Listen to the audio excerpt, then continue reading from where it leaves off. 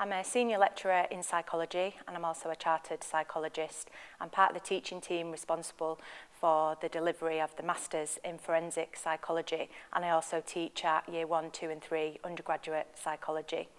My area of research is homicide and its investigation. I'm particularly looking at the decision-making processes of senior investigating officers. I actually spent 10 years studying at Liverpool. I did my undergrad, my Masters in Investigative Psychology, an MPhil and a PhD.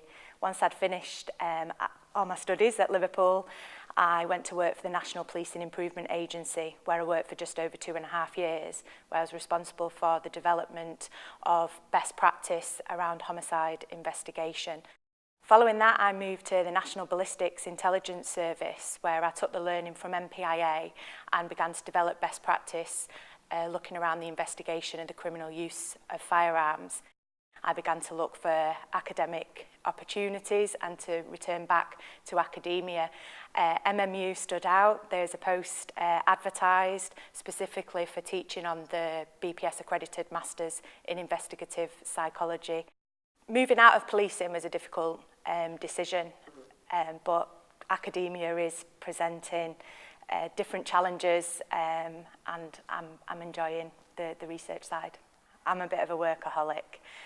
When I'm not researching or delivering and planning my lectures, I'll be found with my head in a book, reading the news or reading the latest books, reports on crime-related issues.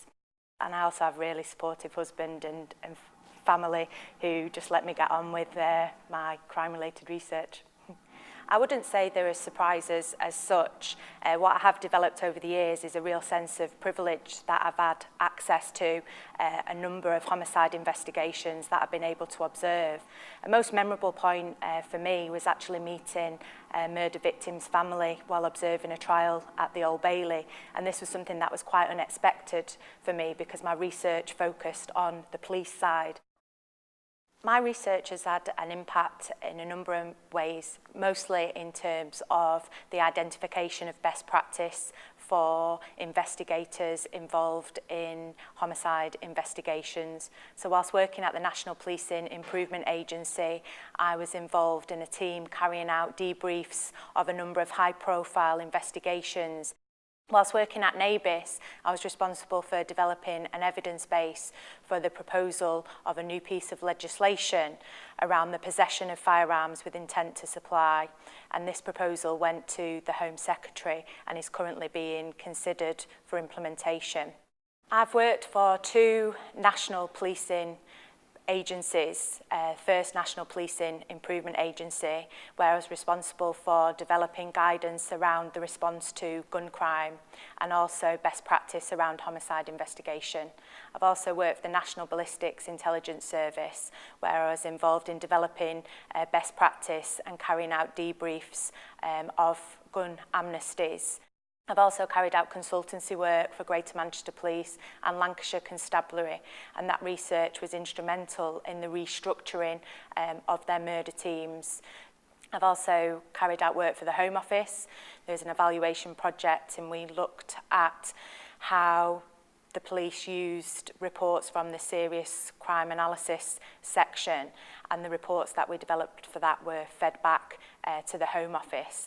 There's a few things that I have to do every day, and that's checking and replying to my emails. When I'm not teaching, lecturing or meeting with students about their research, then I will be out attending meetings with practitioners, with police, or attending seminar events. 2 sort of key facts that I've sort of become aware of over the last few years.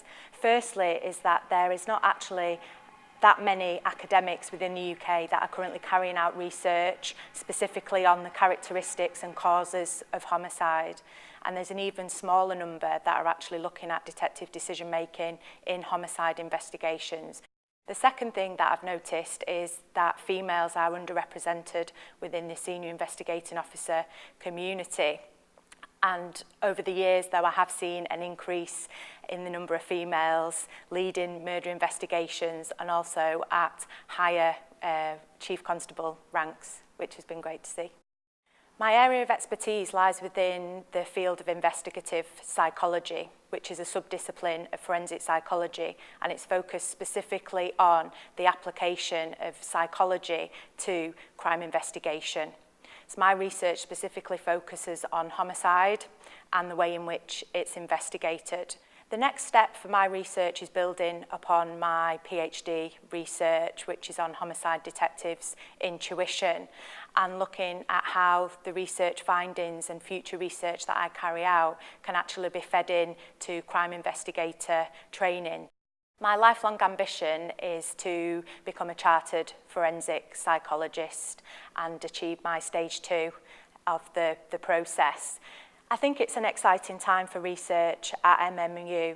The recently published Research Knowledge Exchange Strategy argues the need to put research at the heart of the university's work, and that's something that I totally agree with and think is very exciting. They also aim to become within the top 50 research institutes by 2020, and I think that in itself should encourage new career researchers to come and join MMU.